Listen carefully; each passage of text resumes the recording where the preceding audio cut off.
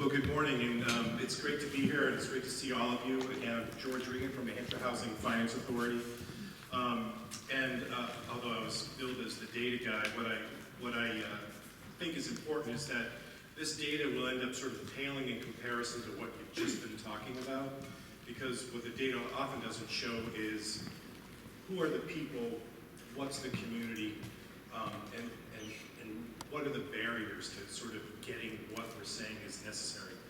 But what I will do is sort of start off, and we'll do this in a couple of sections, is give you sort of statewide information of what's happening in the housing market. So we're talking about Peterborough, about our housing challenges and who's affected by it. And this is certainly a statewide issue. There's been a lot of stories about that. It's relation to economic development. But first, what I want to do is just make sure you understand just a little bit about New Hampshire Housing itself, if you don't already. We are not a state agency. We were established in 1981. We're governed by a 9-member board of directors. That's our connection back to the state. They're appointed by the governor and executive council. And you see our mission there, to promote, finance, and support affordable housing throughout the state. We do that through a number of ways. We've got our low-income housing tax credit program. There's been projects around this area, the latest being at Walpole. There's some terminology up there that's relative to that. We help with housing choice vouchers for people to afford to rent. We administer a few thousand of those, as well as other agencies around the state, including Key Housing Authority. We have home ownership programs to help first-time home buyers and folks get into homes, have successful home ownership. And then there's essentially our division that I'm a part of, policy planning and communications. So yes, a lot of data, a lot of publications and information. I was thinking about the ARP making room, trying to put things together that people can read and help them understand housing and how it relates to the larger picture. I know that you've actually got some housing data. I was told that I think you were looking at some AARP data, which is a really good source. They put out an annual survey, which I think is really helpful too, about folks' housing needs and preferences that I often reference.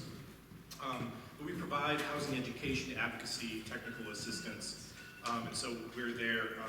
We help fund the Municipal Technical Assistance Grant Program that we're a part of to try to help things like today happen. So here's just talking about New Hampshire's housing challenge, and it is somewhat like a maze a little bit. There's a lot of complexity to it. But here's just a rundown from the state level from the ownership perspective. So here you'll see this is the multiple listing service closed sales. And basically what we saw, this was through, I think by August of 19, that there's a decrease in the number of sales that are happening in the last 12 months. And one of the biggest things here was that the number of new homes represent a much smaller percentage compared to before the recession, about 15%. And there's a lot of reasons for that we may not get into today, but we can talk about that. This is really telling lots of stuff here. So this is the seasonal fluctuation of our housing market. The blue line represents the moving average of homes that are less than $300,000, and the goldenrod one is housings that are that's more than $300,000. And what we've seen lately, and it continues to trend, is that the availability of homes under 300, which a lot of people would still say is out of reach, but there's less of those for people that are trying to find those first-time homes. So you see that the decrease, we're a little off here. So that's just a count of the listings in August. And I cut it in August because we have seasonal fluctuation, might show some different numbers as houses are off the market or the market slows down. But it's still the same thing. And so we're about at 4.4 months of inventory. A balanced market may be upwards of 6 months or so. And while I won't show county data, everywhere across the state, the inventory of homes that are available, including Coos County, is less than it was before. Now, Coos County has a longer lead time with housing, but it's decreased. So even up there in a population that's actually kind of decreasing, there's less inventory and still a significant challenge in terms of finding housing that's available for them that they want. So what does that mean in terms of purchase prices? Again, here's seasonal fluctuation. If you see the trend line, it's going up. If you look at the August numbers, year over year, it was up about 7.3%. So that was the median sales price. That includes new homes and existing homes that were for sale. And our data is primary home sales, so it's not taking into account seasonal homes, second homes, because we're trying to look at what's available for someone who can buy it and they're looking to live there for whatever length of time. It's not a vacation home.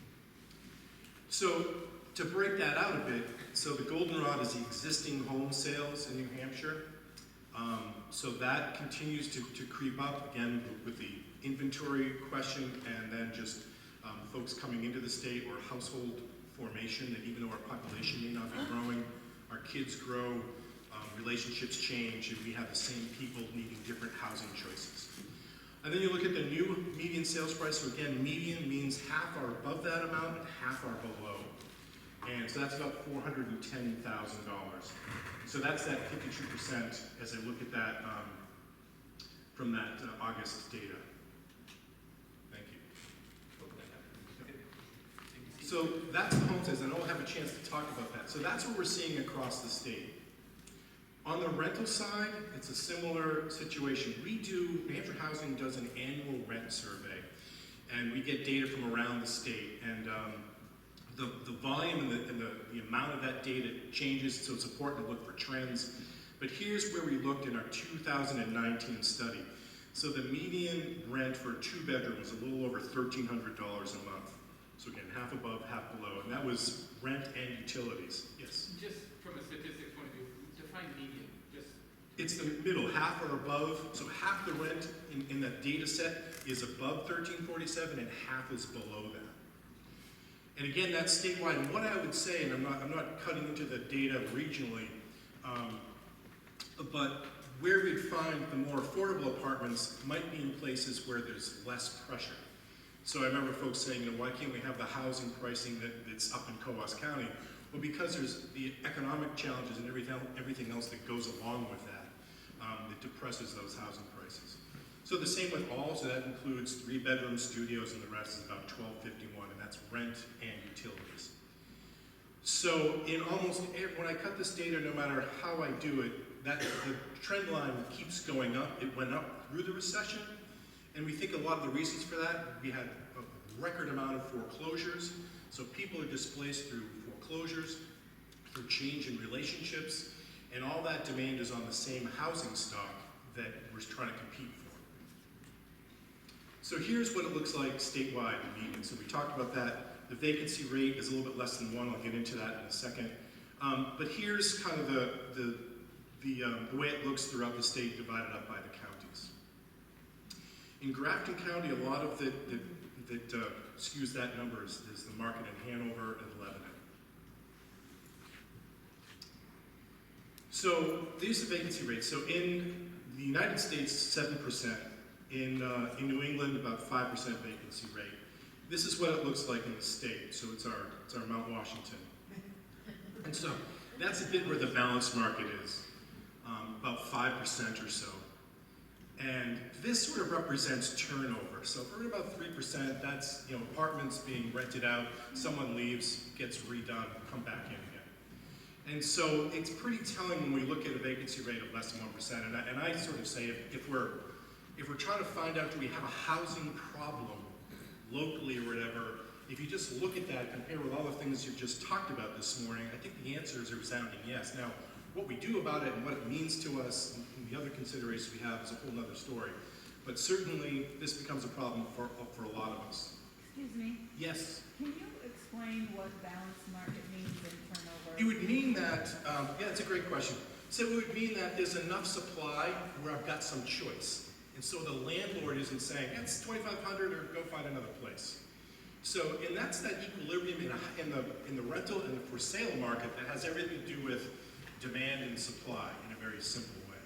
And so that's what we mean by that. So in the housing, in the for sale market, if you've got that really small inventory, getting back to people talking about I'm competing for the same kind of housing type, if there was a lot more of that, the equation may balance out a little bit more, have a little bit more choice. We've been talking about how we have a lot more choice at one time in our lives versus another. So that's what that reference is. So think about that. So that's it from the statewide level, and this is where we kind of break out into some Q&A for what is striking about that, what does that mean, and then we'll get back. And this is where I think we're gonna just open up for all of you to ask George these questions. Okay. Yeah, It's not a triad. because George is gonna take us next into regional local Yeah. after this, so, yeah. Okay. Okay, so I'm the facilitator, okay. Well, where's the other microphone, guys? Yeah, I'm just wondering why the big discrepancy between new and existing home prices? Why has it gotten so wide? So Ivy just talked about her investment in terms of trying to build something. To me, I say there's 5 factors that go along with that. So there's the cost of lumber, the availability and the cost of labor, the availability and cost of land, the ability to get a loan to finance my development, and then laws. And I put that last, but that's the most important. When we're talking about the housing choices we want, the question would be is, what's the barrier for it happening in my town today? If I want more detached ADUs, why is it not happening? And it might be, there's not enough people that can build houses here. Your laws might make it economically prohibitive for a developer to actually do something, and as I was saying, to make some money off of that. Those are the reasons for that. And so there's a lot to it, but I think it's a great question to know. And so that kind of, when you get back to what we want to change locally in our regulations, it might mean we've got to kind of talk to some folks to figure out how we can be able to get some housing supply and have some that's affordable, however we kind of define that, because it's got to make sense for a developer to come in and actually want to do it. Okay. Just coming off the back of that, is there also a factor of new builds that if you're a developer, you're looking to build the house, the property you're going to make the most profit off because you're a private company. So if you're building a $400,000 house, the cost of building it proportionately are less or greater. You're getting more profit off the $400,000 house than the $200,000 house. Yeah, I would say that is a correct statement, and part of all of our jobs is to understand that a little bit better and see how we can make sure that in our understanding we help make it equally profitable for that, not necessarily have to be a $400,000 home. So if it costs me about $100,000 to build it and buy land, it's going to be probably about a $400,000 home. So we talk about land cost and not only the what's allowed, but the permitting process. So it's a good point. Go right here. Yeah, and I'll go over there. Yeah. Okay. It's all right. One of what comes up, and I don't know if this will be discussed or if you have much to do with it, or is the financing. I've noticed, the gap between my son trying to buy a home and finance a home and qualifying and having student loans that go against him. At the same time, I'm trying to find something smaller, and I can't be financed because I co-signed the student loans.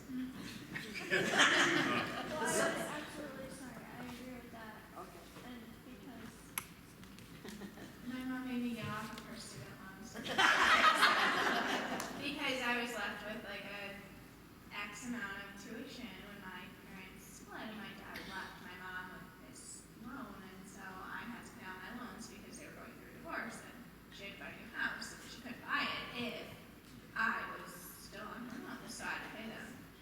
Right, and so there's a lot to unpack there, but I won't necessarily get into the relationship dynamics, but this is, Super messy, yeah. but think about your mom that may be trying to find a place to rent, and think about the stereotypes we place upon renters, and it's just not that. We need to get to, okay, where do we go? I think the chart that showed the balanced housing market, I'm assuming a balanced market is a good thing, right? I mean, that means there's supply and demand that, It's a good thing for a housing advocate. because the only time there was a balanced market in that chart that went like Yeah. that, the Mount Washington chart, Right. was in the depth of the recession. Right.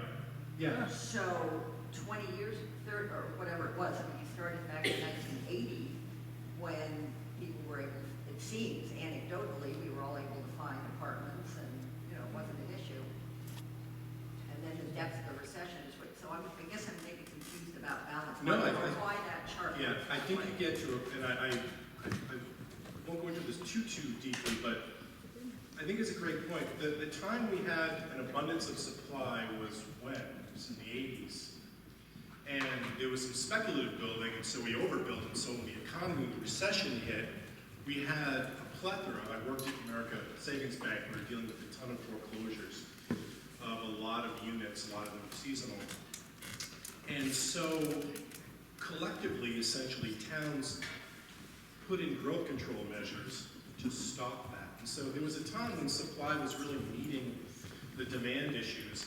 And since the 80s, collectively kind of put in these things that slow down development for all sorts of reasons, good, maybe not so good, whatever it may be.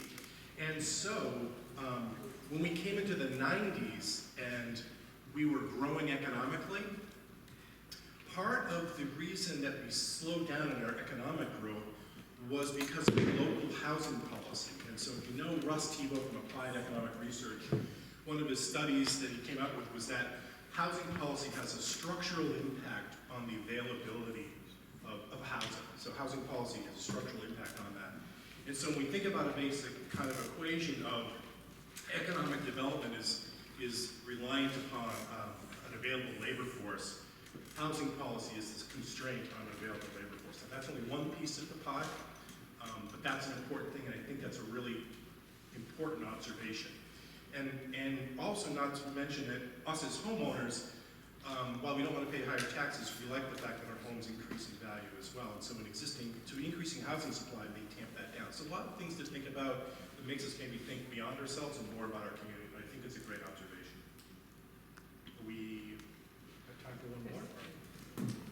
Something we don't ever hear, but we all experience it if you're going through the home buying process, is that you are told what you can afford and people go for that maximum amount rather than purchasing something that you're comfortable and actually can afford. You know, an example is when we were moving to Peterborough, we were approved for close to $300,000 for a house, and we're looking almost ready to buy something. Happened up upon another place that was literally was $160,000, and it was a better house, more walkable, more convenient, better for our son. And we didn't do that. We didn't overextend ourselves to the 300. But technically, we wouldn't have been overextending ourselves. But anybody watch HGTV? How many of them come up and say, "Oh, you have a budget of $475,000. Oh, we found you a house that's $210. That means you have 200 and whatever to fix it up." It's been ingrained in our brains to spend more than we can really afford or want to, and that's something that has to change. I think it's an important point. I would say parenting. I know when I got my first credit card, my parents admonished me for that, or when I played my first raffle, but I won $250, and so my mother wasn't so upset about it then. But I do want to say that there's a lot of organizations around the state that offer housing counseling, and I think a lot of us don't go through that, even though it's available. And with the advent of Quicken Loans, just press the button. That opportunity is missed. So there's a lot of marketing trying to aim at quick decisions, but I don't disagree. Being an informed borrower is important. I wanted to ask you, and excuse me, I apologize, I don't have much knowledge about this, but how much does the heavy property tax in New Hampshire impact the price of rents? Because just for example, we were looking at a property across the street from us, and it has several units, but we didn't go that way because it just seemed prohibitive with $8,500 a year in property taxes to even cut profits from the rentals. Yeah, I mean, it's not my expertise, but I would say certainly the more, getting back to if I'm the landlord, what it costs me, I need to make sure I can make my profit. And so if I'm a landlord now in a market with a low vacancy rate, I may have more availability to pay for that property tax, and it may be tougher. I would hope in the long run, if there's more housing, that maybe that tax burden is shifted, and maybe it doesn't go down, but I know that's a lot of other factors. I don't think we've experienced a decrease in taxes. So I don't really know the answer to that, but certainly those kind of costs go into, if I'm a landlord, I gotta make that mark and make some return so I can invest in the property and take something from me.